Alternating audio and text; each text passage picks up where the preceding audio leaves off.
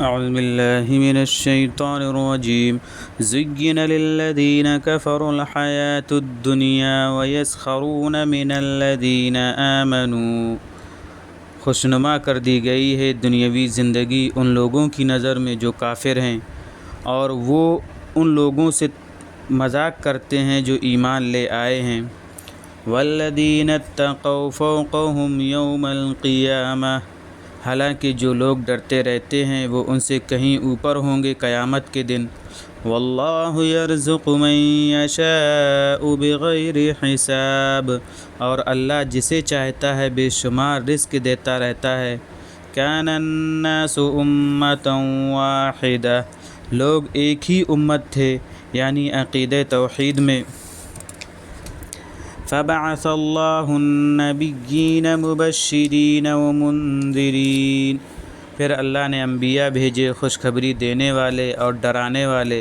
وَأَنزَلَ مَعَهُمُ الْكِتَابَ بِالْحَقِّ لِيَحْكُمَ بَيْنَ النَّاسِ فِيمَا اخْتَلَفُوا فِيهِ، اور ان کے ساتھ کتاب حق نازل کی کہ وہ لوگوں کے درمیان اس باب میں فیصلہ کرے جس میں وہ اختلاف رکھتے تھے۔ وَمَا اخْتَلَفَ فِيهِ إِلَّا الَّذِينَ أُوتُوهُ مِن بَعْدِ مَا جَاءَتْهُمُ الْبَيِّنَاتُ بَغْيًا بَيْنَهُمْ، اور کسی نے اس میں اختلاف نہیں کیا مگر انہی نے جنہیں وہ ملی تھی آپس کی ضد کے باعث، اس کے بعد کہ انہیں کھلی ہوئی نشانیاں پہنچ چکی تھیں۔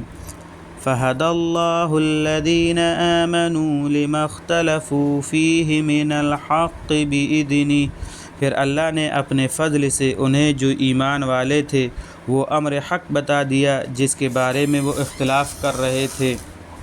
وَاللَّهُ يَهْدِي مَن يَشَاءُ إِلَى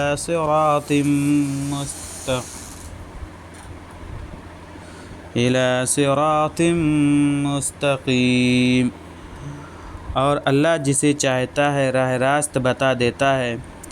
ام حسبتم ان تدخلوا الجنة ولما يأتكم مثل الذين خلوا من قبلكم، کیا تم یہ گمان رکھتے ہو کہ جنت میں داخل ہو جاؤ گے حالانکہ ابھی تم پر ان لوگوں کے حالات پیش نہیں آئے جو تم سے پہلے گزر چکے ہیں۔